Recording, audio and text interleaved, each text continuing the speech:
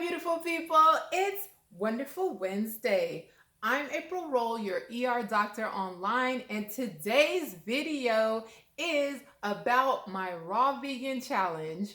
So, this is June 2022, and this video is pretty much like a story time about how I pretty much came to this point where I did a raw, or for June, a raw vegan challenge, basically. So if you are interested in whether you're vegan or not, I'm not vegan personally, and I don't judge people on whatever type of eating habits that they may follow, as long as they're eating healthy, nutritious foods.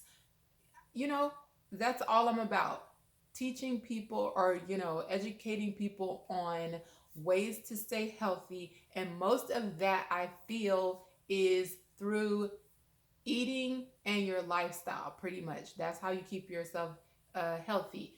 Keeping a well balanced diet or eating plan, and then also staying active, moving, whether that be through daily routine exercise or just making sure that you are getting some kind of activity in. Okay, so back to the raw vegan challenge, okay, and story time. So, how did I get here, right? So, I don't really, generally throughout my entire life, I eat meat, I eat vegetables, I eat, pretty much, I don't really have a set thing. I don't have any real eating restrictions. Thankfully, I don't have any food allergies. So, up until this point, really, I have not done any kind of, really restrictive dieting or eating plans, right? So, for those of you who do not know, in 2019, according to my lab work, I was diagnosed with pre-diabetes because my hemoglobin A1C, which is one of the diagnostic tools that are used to see whether or not a person has diabetes or pre-diabetes or does not have any signs of diabetes, also is used as a marker of monitoring, if you do have diabetes, how well your condition is being managed. So anyway, back to my lab work and everything. So in 2019, when I got my routine lab work, as I do every once a year, my hemoglobin A1C was right on the borderline, marking me as pre-diabetic. So, of course, I was freaking out because I'm like, oh my gosh, I'm not about to get diabetes, okay? Because, again, if you do not know, diabetes is a condition where there are so many other complications can come from it. Basically, you have excess glucose in your body that is not being managed well, and it gets into all of your tissues, all of your nerves, all of your arteries, and from then you can have blindness, you can have kidney disease, you can have arterial disease, you can have erectile dysfunction, you can have poor wound healing. The list just goes on and on and on. That's a story for another day, another video. So back to my situation. I'm like, I'm not about to get diabetes, okay? I'm gonna get myself in check. And, because it's mainly a condition of diet. So, what I did, I already knew the easiest thing to do is cut back on processed sugar, because at the time I was drinking coffee every day for work, and I was drinking my coffee black but with sugar. Okay, and I wouldn't say I was heavy on the sugar, but I wasn't light on the sugar either. So I figured if I could get rid of the sugar that I drink in my coffee and get rid of the sugar that I drink on my tea, because I drink tea every day on my off days, I can at least start cutting back on the sugar. The other thing, if you know me, you know I love me some Oreos, right? So I had to cut the Oreos. Literally, like, I don't know what it is about that cookie. Okay, yes, you makers of Oreo, I don't know what it is about that cookie, but that is my favorite cookie.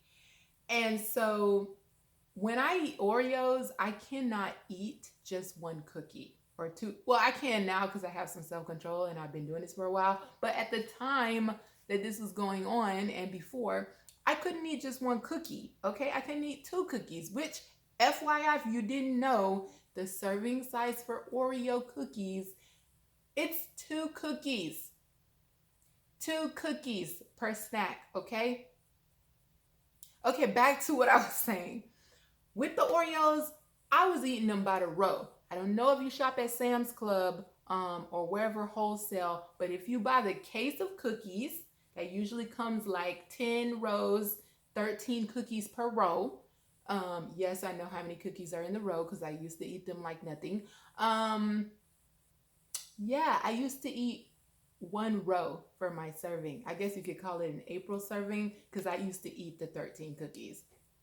I would share my Oreos, but I wouldn't usually share out of my row. I would give you a row for you to have for yourself, and I would have a row for myself. But back to the story. I knew that if I could stop eating Oreos, yes, I had to stop eating Oreos cold turkey. If I could stop eating Oreos and drop the sugar out of my tea and coffee, that would be a ton of sugar cut from my diet. So I did that for about 3 months in terms of gradually decreasing the sugar to nothing.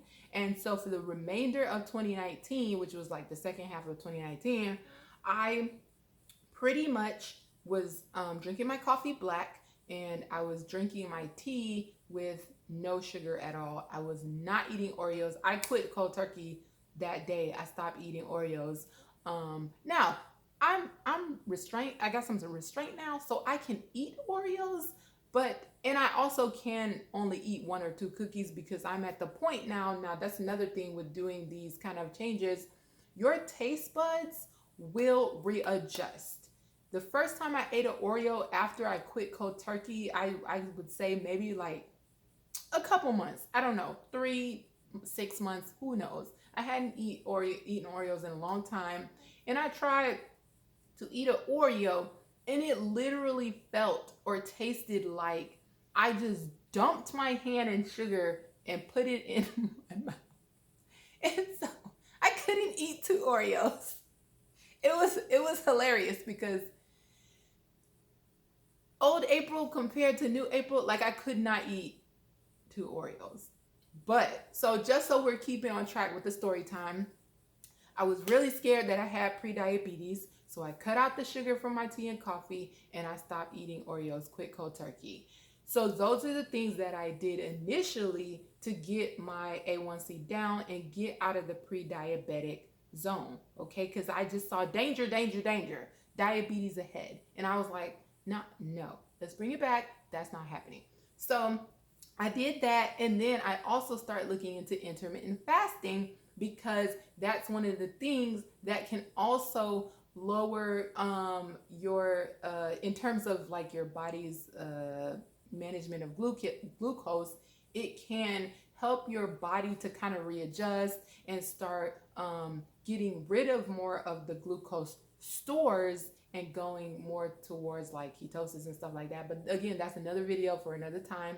But I did start doing intermittent fasting, and I would do, just in case you didn't know what that is, that's fasting for a period of time, usually within the day, and then eating for a period of time only, and then doing the cycle again the next day. Some people do it over 2 days or over 3 days where they might eat one meal a day or this or that, whatever. I'm just going to tell you what I did.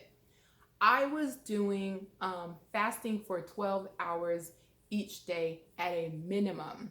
Most of the time I was doing 16 hours. And the way that I did that was I would make sure to try to, eat all my food, breakfast, lunch, and dinner, and finish by a certain time in the night, say like 8 p.m. Try to let that be the latest that I ate any food. Obviously, I have different shifts in the ER, so I didn't always do this. As long as I could stop eating early enough to where I could hopefully get 8 hours of sleep, that would be the first 8 hours of my fast. And then when I wake up for my shift or whatever my day, if I'm off, I would only have to have to fast actively for 4 hours to make my 12. So because I drank coffee every day or tea or every day, and plain coffee, plain tea, and water do not break your fast. So as long as I was drinking my tea or coffee and then drinking some water, I wasn't really hungry to the point that I'm like freaking out. I need to eat. And I would make my fast by 12 hours, and then I'd be able to eat my lunch and then go on about my day in terms of eating, eating again or whatever, and then trying not to eat after a certain time to give me enough time for sleep window fast and then active wake up window fast. So I was doing great with that for a couple months. Like I said, this was 2019. So what happened 2019 into 2020? COVID-19 happened, okay?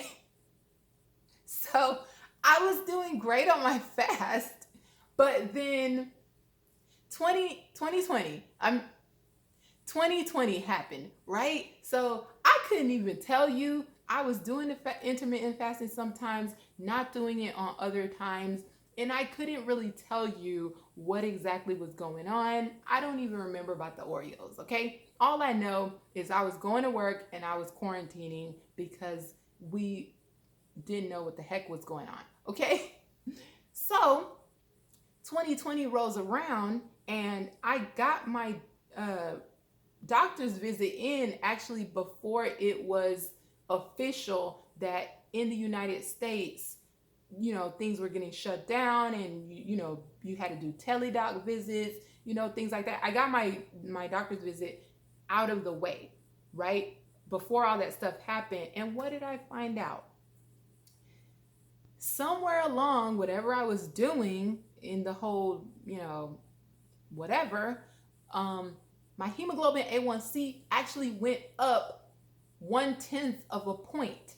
Okay. So I was like, oh my goodness, where did I go wrong? Because my A1C went up, right? Even though it didn't go up a full point, it was not going in the right direction to me. I was borderline the year before, and I was supposed to be out of the border, not pre-diabetic any longer. And that was not the case. So I kind of was like, oh my gosh, I'm just going to start trying to eat healthier, because again, I will not get diabetes, okay? Because I don't want the list of complications that come with it. And I knew deep down in my heart that by eating healthy, I could avoid diabetes, okay? And especially as a healthcare provider, as someone who speaks to you all and I try to educate you guys on the importance of avoiding diabetes and hypertension or high blood pressure.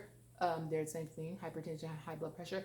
Avoiding those two main things because they are mainly conditions of diet. And if you can avoid them, definitely do that. And if you do have those conditions, if you can try to reverse them with healthy eating and exercise, then do that. So like I said, I'm not somebody who doesn't practice what I preach. Okay. So I was kind of having almost like an internal struggle, like, what's happening here? I got rid of the sugar in my coffee and tea, got rid of the Oreos. I mean, I was still eating stuff. I didn't do too aggressive. I was like, I'm gonna do these things, and I'm gonna do intermittent fasting, and I'm going to not cut out all the other sugary things that I was eating, because we don't realize, but lots of things that we eat contain processed sugar. So I kind of did a reevaluation in 2020, and I was like, you know what? I'm just going to have to start eating healthier overall and trying to see how I can do this, right? So fast forward 2021, I was doing great, but I didn't go to the doctor in 2021 to get my labs checked because I guess what happened in 2020 after they start opening things up and you can go here, you can go there, I had already passed my little, how they let you get your one visit a year or whatever the case may be. And I was like, I'm already to the end of the year. I might as well go in January when I always go, or February, however, it gets pushed back every year. But whatever. The point is, I was like, I'm just going to do it next year. So that's what ended up happening. I went to the doctor in 2022 now. This year, 2022. And let me tell you, the changes that I made, I still was doing intermittent fasting intermittently. I still was drinking black coffee, no sugar, no creamers, tea, no sugars, no creamers, no Oreos. I mean, I still was eating some cookies, some cakes, you know, here and there. But my blood work showed that my A1C had gone down. So I was so happy. So happy, even. I was like, well, I wasn't really on a diet. I was still eating cakes and cookies. I'm just gonna keep doing what I'm doing because it's been working for all of 2021. So why change it? If it ain't broke, don't fix it. That was my mentality, right?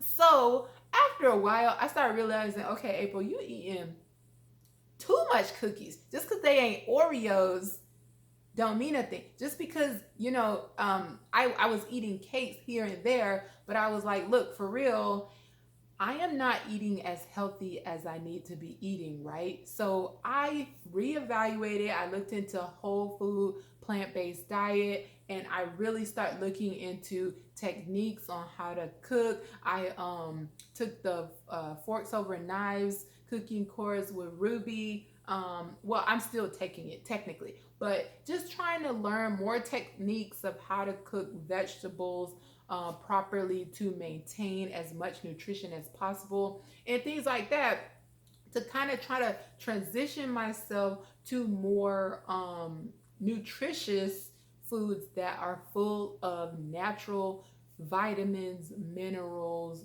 nutrients, and they are well balanced in themselves. If you're eating a good serving of fruits and vegetables, that you're gonna get your nutrients in. You're not gonna have to take a multivitamin, right? So I was looking into a whole-based plant foods diet, and I didn't like transition to a whole foods plant-based diet. I was just trying to increase the amount of vegetables that I was eating, and seeing how I'm gonna transition myself, right? But then as the year kind of went on, and I wasn't really, really transitioning to a whole food plant-based diet, I was like, you know what? I'm gonna do like a detox, and I'm gonna reset. I'm gonna do something real drastic because right now I feel like that's what I need. I need something super drastic to reel it in and get me kind of on the right track, right?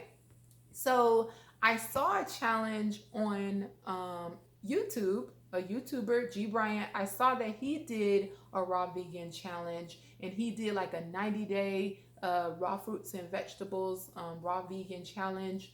And I watched that video and I was like, you know what? I wouldn't do this. But then as I start thinking about it, I was like, you know what?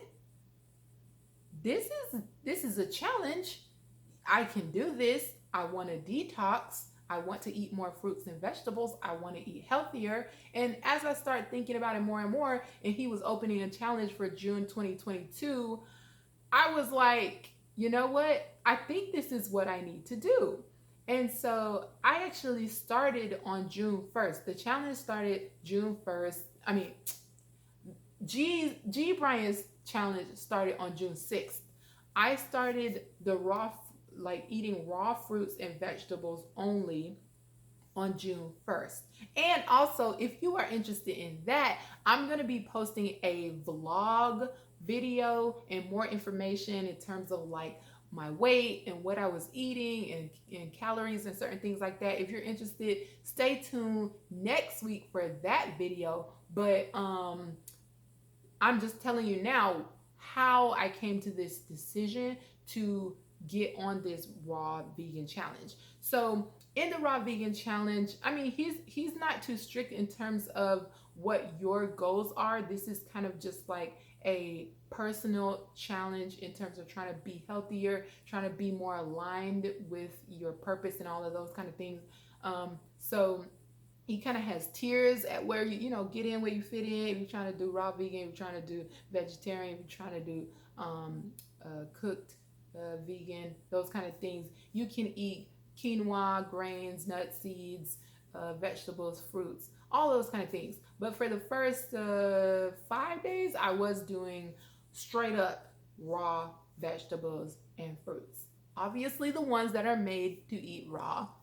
Not I wasn't out here biting on potatoes like apples, but you get what I'm saying. I was eating things like carrots, broccoli, cucumbers, zucchini, things that you can eat raw. And then obviously fruits. You don't usually cook those all the time. So I was eating raw fruits.